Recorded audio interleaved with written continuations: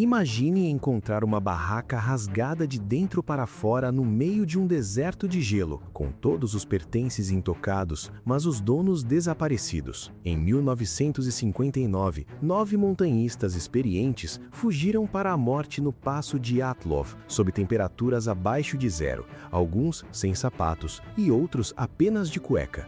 O que os socorristas acharam depois foi um cenário de puro horror. Corpos com ossos esmagados, como em um acidente de carro, mas sem nenhuma marca externa de violência, e uma jovem sem a língua e sem os olhos. Aqui entra a polêmica que eu quero que você comente agora. O governo russo encerrou o caso dizendo que foi uma força natural irresistível, e recentemente juraram que foi apenas uma avalanche. Mas como uma avalanche deixa radiação nas roupas e faz corpos mudarem de cor para um laranja profundo?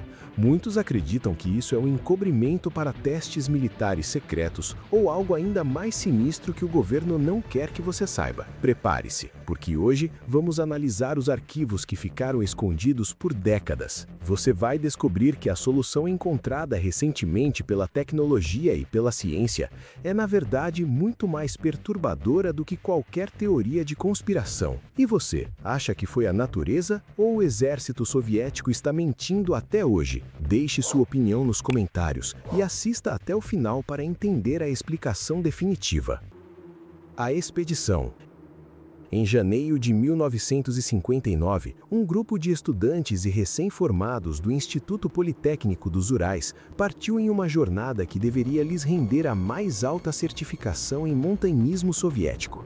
Para se qualificar para esta certificação de categoria 3, eles tinham que completar uma caminhada de pelo menos 300 quilômetros em condições extremamente adversas. O homem escolhido para liderá-los foi Igor Dyatlov, um estudante de engenharia de 23 anos, conhecido por sua disciplina, liderança e notável capacidade de planejar cada detalhe. O grupo consistia de outros 9: Zina Kolmogorova, Rustem Slobodin, Yuri Doroshenko, Lyudmila Dubinina, Alexander Kolevatov, Yuri Krivonichenko, Nikolai Thibault-Brignoli, Semyon Zolotaryov e Yuri Yudin. Eles eram jovens, inteligentes e aventureiros, com idades entre 20 e 38 anos, e todos caminhantes experientes. Eles não eram amadores imprudentes. Cada um havia completado com sucesso caminhadas exigentes antes.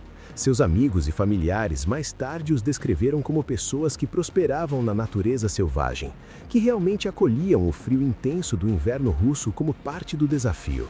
O plano era ambicioso, mas alcançável. Eles esquiariam do pequeno assentamento de Visay, passariam pelos picos dos Urais e chegariam ao Monte Otorten, uma montanha cujo nome na língua local Mansi se traduz sinistramente como "não vá lá". Para Dyatlov e seus companheiros, esse nome era mais folclore do que um aviso. Esses eram os anos em que a União Soviética celebrava a resistência, a força e o progresso científico. Uma expedição bem-sucedida era tanto sobre o orgulho nacional quanto sobre a realização pessoal. Em 25 de janeiro, a equipe embarcou em um trem rumo ao norte. Eles cantavam músicas, tocavam bandolins e escreviam em seus diários, muitas vezes zombando uns dos outros. Muitos desses diários seriam recuperados mais tarde, preservando a estranha normalidade dos dias antes do desastre. Em 27 de janeiro, eles haviam chegado ao último assentamento habitado. Lá, eles estocaram comida, deixaram para trás alguns suprimentos que não precisariam e se prepararam para o trecho mais difícil: a natureza selvagem desabitada das montanhas Urais. Foi aqui que o destino interveio. Um dos caminhantes, Yuri Yudin, começou a sofrer de ciática e fortes dores no joelho. Relutantemente, ele voltou, deixando o grupo de 9 continuar. A decisão de Yudin mais tarde salvaria sua vida, e por décadas ele carregou o pesado bardo da culpa do sobrevivente. Ele frequentemente dizia que desejava ter ficado com seus amigos. Os 9 restantes seguiram em frente. Em seus diários, eles descreveram noites alegres, mesas quentes e discussões amigáveis sobre quem era o melhor esquiador. Eles também enfrentaram ventos cortantes, temperaturas despencando e neve implacável. No entanto, nada em seus escritos insinuava medo ou pressentimento. Eles estavam confiantes, quase casuais, sobre os desafios à frente. Em 31 de janeiro, eles chegaram a um vale de rio e começaram a subir em direção a um passo de montanha que mais tarde levaria o nome de Dyatlov. Eles esconderam suprimentos extras no vale abaixo, planejando coletá-los no retorno. O dia seguinte, 1º de fevereiro, provou ser crucial. Sua rota os desviou de curso, levando-os em direção às encostas de Kolatsiakli, outro pico nomeado pelos Mansi, que significa Montanha dos Mortos. O mau tempo chegou, a visibilidade caiu e o grupo se viu desorientado em uma encosta sem árvores. Dyatlov tomou uma decisão crítica. Em vez de voltar para a floresta em busca de abrigo, ele escolheu montar a barraca no próprio declive, cortando a neve para criar uma superfície plana. Para montanhistas experientes, isso não era imprudência, era um movo calculado.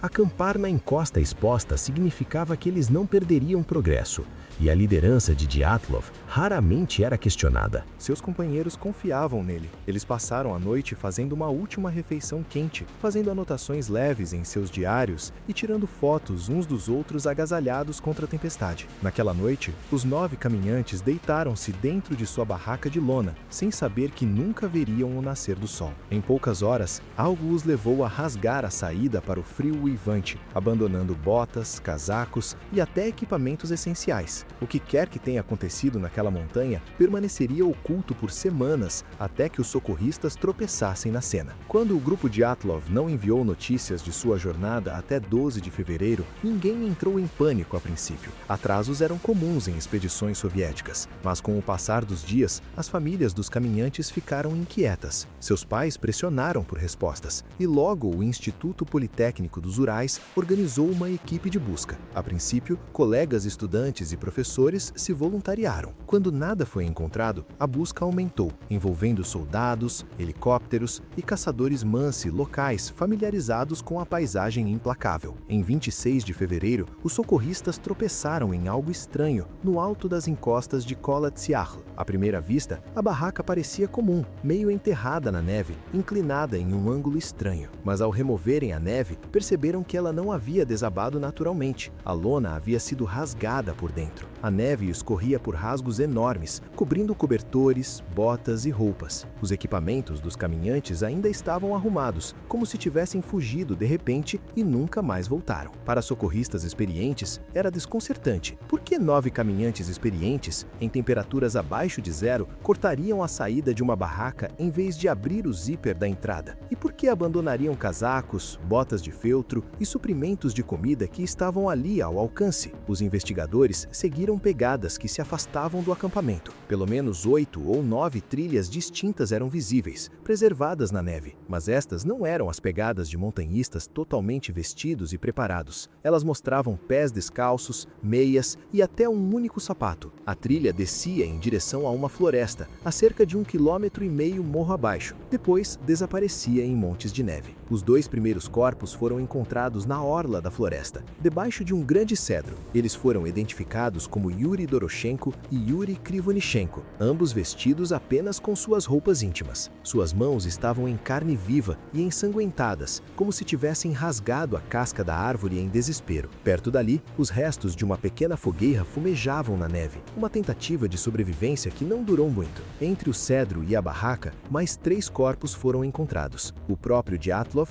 Zina Kolmogorova e Rustam Slobodin. Cada um parecia ter desabado em pontos diferentes ao longo da rota, como se estivessem tentando rastejar ou cambalear morro acima para seu acampamento. Dyatlov estava de bruços na neve, agarrando galhos. O corpo de Zina foi encontrado mais acima, seus punhos cerrados. O crânio de Slobodin mostrava uma pequena fratura, mas os investigadores concluíram que ele provavelmente caiu repetidas vezes antes de sucumbir ao frio. 5 caminhantes foram encontrados, mas 4 ainda estavam desaparecidos. A busca se arrastou por semanas. Então, no início de maio, o degelo da neve revelou seus corpos em um barranco mais fundo na floresta, abrigados em uma cova rasa escavada na encosta. Estes últimos 4, Dubinina, Kolevatov, Zolotaryov e Thibaut Brignol, contaram uma história ainda mais arrepiante. Eles estavam mais agasalhados que os outros, vestindo peças de roupa tiradas de seus companheiros caídos, mas seus ferimentos eram graves. Thibaut Tibobrignol tem uma fratura no crânio.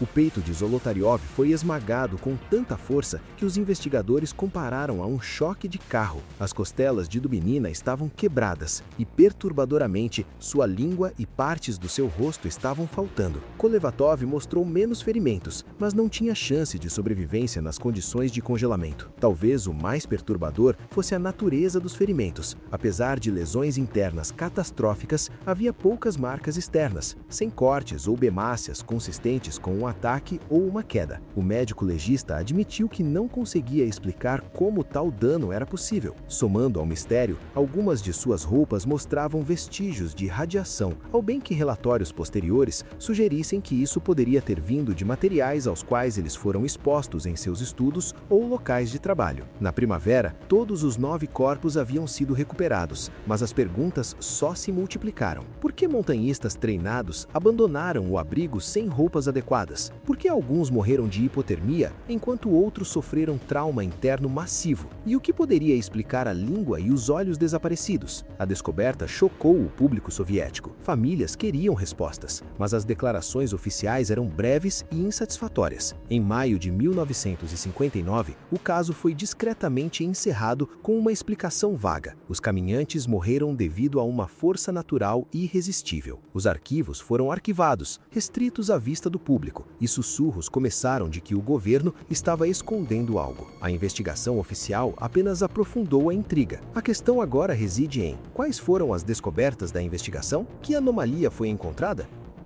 A investigação oficial.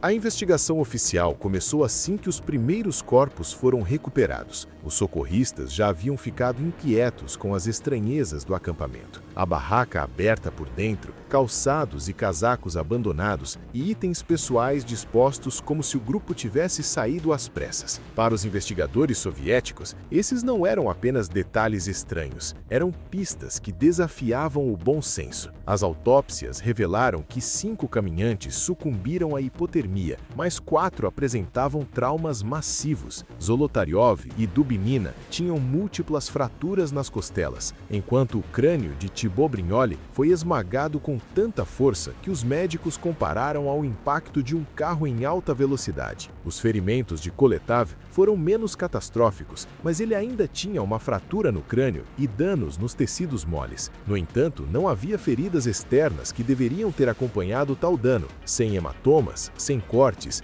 sem sinais de espancamento. O corpo de Dubinina, em particular, intrigou os examinadores. Sua língua, olhos, parte de seus lábios e até mesmo alguns tecidos faciais estavam faltando. Oficialmente, esses ferimentos foram atribuídos à decomposição natural e à ação de animais necrófagos, mas para as famílias enlutadas e curiosos de fora, eles pareciam sinistros. Vários corpos tinham queimaduras nas mãos e pernas, como se tivessem entrado em contato com fogo, embora apenas uma pequena fogueira tenha sido encontrada nas proximidades. Outros mostravam uma estranha descoloração da pele, uma espécie de bronzeado laranja escuro, que amigos e parentes juraram que eles não tinham em vida. O detalhe mais perturbador: vestígios de isótopos radioativos foram detectados nas roupas de 2 vítimas. Como a radiação poderia aparecer na natureza selvagem coberta de neve dos Urais? Os caminhantes mantiveram diários detalhados, juntamente com várias câmeras. Suas últimas anotações no diário eram normais, cheias de piadas leves, planos para a rota à frente e até uma nota divertida sobre bonecos de neve nas montanhas, o que mais tarde alimentou teorias sobre o Yeti. As fotografias finais capturaram momentos de sua caminhada, o grupo sorrindo apesar do tempo piorando. Os últimos quadros, no entanto, eram mais estranhos. Imagens borradas tiradas à noite, possivelmente de luzes brilhantes no céu. Até hoje, alguns as interpretam como evidência de bolas de fogo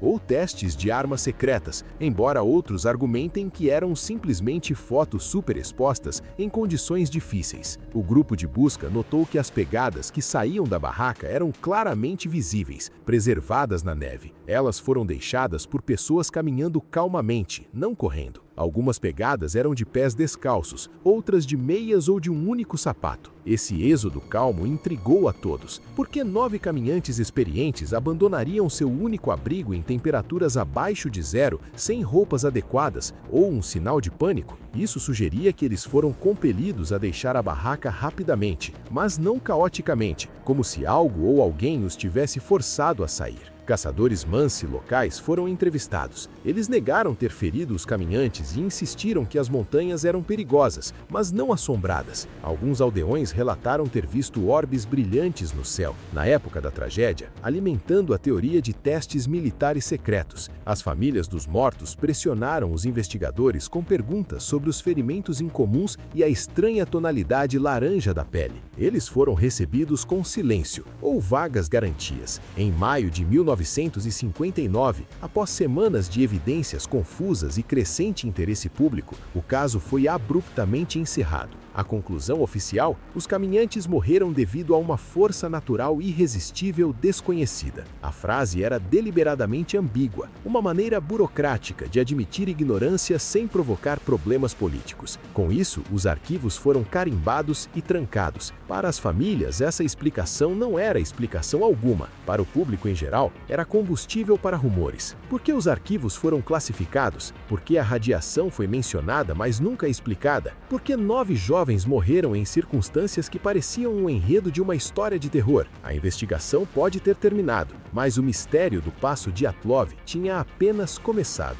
Quase imediatamente após os primeiros 5 corpos forem encontrados, rumores surgiram que os caminhantes de Dyatlov haviam testemunhado algo de outro mundo. Muitos derivaram diferentes teorias para explicar a anomalia. Teorias ao longo das décadas.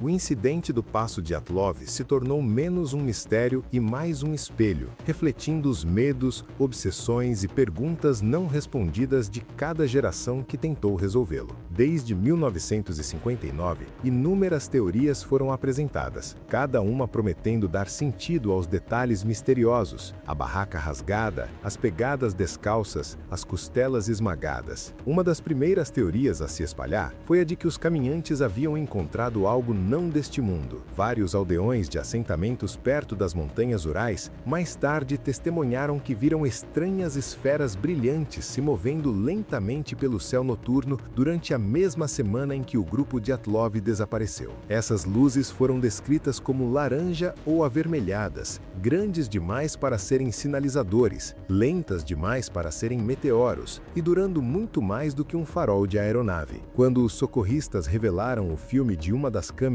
dos caminhantes, algumas fotografias mostravam rastros borrados de luz cortando o céu escuro. Para muitos, isso era uma evidência condenatória. O grupo havia testemunhado um OVNI, tentou documentá-lo e pagou o preço. A investigação oficial tomou nota dos relatos de orbes brilhantes, mas nunca os investigou. Para os céticos, esse silêncio parecia um acobertamento. A partir daí, a hipótese do OVNI ganhou vida própria. Na imaginação febril da Rússia da Guerra Fria, onde o sigilo era a norma e fenômenos estranhos eram frequentemente explicados, era fácil imaginar os caminhantes tropeçando em uma nave extraterrestre ou em um teste de armas que deu errado. Os defensores apontaram para a estranha descoloração laranja de alguns corpos, a língua e os olhos desaparecidos de Lyudmila Dubinina e o fato de que os caminhantes cortaram a saída de sua própria barraca como sinais de que algo aterrorizante e inexplicável os havia forçado a fugir. Explicações paranormais se estenderam além dos OVNIs. Raios globulares, um evento atmosférico raro, mas real, foram cogitados como uma causa natural dos orbes brilhantes. Se uma esfera de plasma tivesse aparecido perto da barraca, poderia ter aterrorizado os caminhantes e os feito fugir. Ainda assim, raios globulares geralmente se dissipam rapidamente e raramente deixam efeitos físicos duradouros. Isso não explicava os ferimentos traumáticos. Então, veio a teoria do Yeti. Um jornal soviético, ávido por manchetes sensacionalistas, publicou uma matéria chamando as mortes de obra do abominável Homem das Neves. Alguns alegaram que fotografias borradas na coleção dos caminhantes mostravam uma figura humanoide sombria na crista da montanha.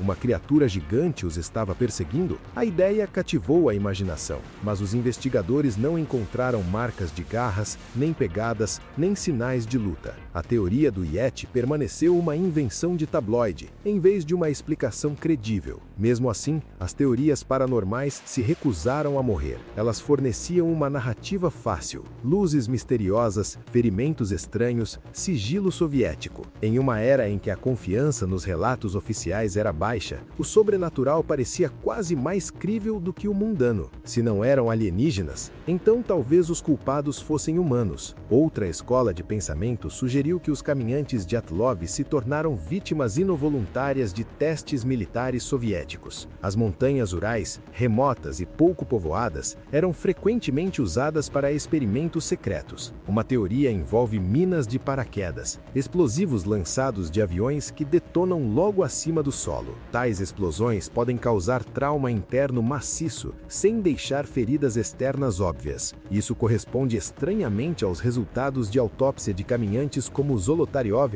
e Tibot Brignol, cujas costelas e crânios foram esmagados como se tivessem sofrido um acidente de carro, mas sua pele não mostrava ferimentos externos. As queimaduras em Dubinina e Kolevatov também poderiam ter vindo do calor de uma explosão. Outro ângulo aponta para a radiação. Os investigadores registraram níveis elevados de radiação nas roupas de algumas das caminhantes, e relatórios posteriores indicaram que algumas peças brilhavam sob luz ultravioleta. Embora seja verdade que 2 dos caminhantes haviam trabalhado anteriormente em instalações nucleares e podem ter carregado roupas contaminadas, os teóricos da conspiração argumentam que isso era muito conveniente. Para eles, isso sugeria que os caminhantes haviam tropeçado em um teste relacionado à radiação, talvez de uma arma nuclear, e foram silenciados. Apoiando a hipótese militar, está o estranho comportamento da própria investigação. Depois que os corpos foram encontrados, o caso foi rapidamente encerrado. Os arquivos foram selados, as testemunhas foram instruídas a não discutir detalhes. Oficialmente, as mortes foram consideradas resultado de uma força irresistível desconhecida, uma frase tão vaga que apenas aprofundou a suspeita. Por que as autoridades soviéticas deixariam o caso tão em aberto, a menos que tivessem algo a esconder? Alguns até sugerem que os caminhantes foram confundidos com espiões ou foram mortos acidentalmente durante manobras militares e o governo enterrou a verdade. Em um clima de Guerra Fria definido pela paranoia, não era difícil imaginar 9 estudantes comuns se tornando danos colaterais na máquina do sigilo. Enquanto OVNIs e acobertamentos militares alimentavam a imaginação, pesquisadores posteriores buscaram explicações enraizadas no ambiente natural dos Urais. Uma ideia focou nos ventos catabáticos, correntes de ar descendentes súbitas e poderosas que podem descer as encostas das montanhas em velocidades aterrorizantes. Tais ventos foram registrados em regiões polares, capazes de derrubar barracas e matar exploradores. Se uma onda catabática atingisse o acampamento Dyatlov,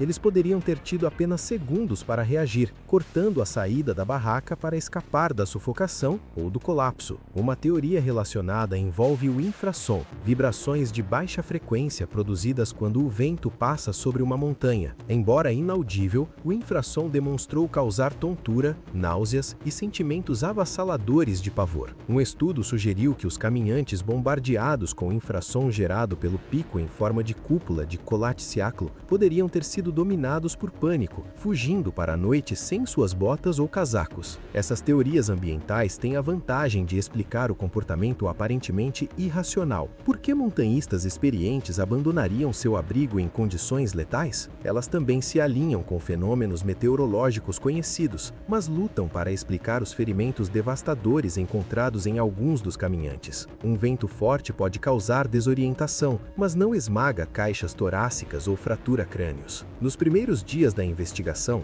a suspeita recaiu brevemente sobre os Mansi, o povo indígena que vivia e caçava na área. Os caminhantes poderiam ter aventrado terras sagradas, provocando violência? A teoria foi rapidamente descartada. Os Mansi foram um dos primeiros a se juntar à busca e expressaram tristeza pela tragédia. Nenhuma evidência de ataque humano, nenhuma ferida defensiva, nenhuma marca de arma foi encontrada. Ainda assim, a possibilidade de conflito humano permaneceu na imaginação de alguns que buscavam um culpado. A ideia de um ataque animal também foi considerada. Ursos e lobos vagavam pelos Urais, mas os socorristas não encontraram pegadas ao redor da barraca ou dos corpos. Os cortes na barraca vieram de dentro, não eram cortes ou mordidas. A língua e os olhos desaparecidos de Dubinina, frequentemente sensacionalizados, foram quase certamente o resultado da decomposição natural e da ação de pequenos animais necrófagos após a morte, não uma evidência de um ataque brutal. O que tornou o incidente do Passo Dyatlov tão assustador não foram apenas as mortes, mas o vazio de respostas. Cada detalhe estranho, orbes brilhantes, vestígios de radiação, ferimentos internos, partes do corpo desaparecidas, parecia exigir explicação, e na ausência de evidências claras, as teorias preencheram o vazio.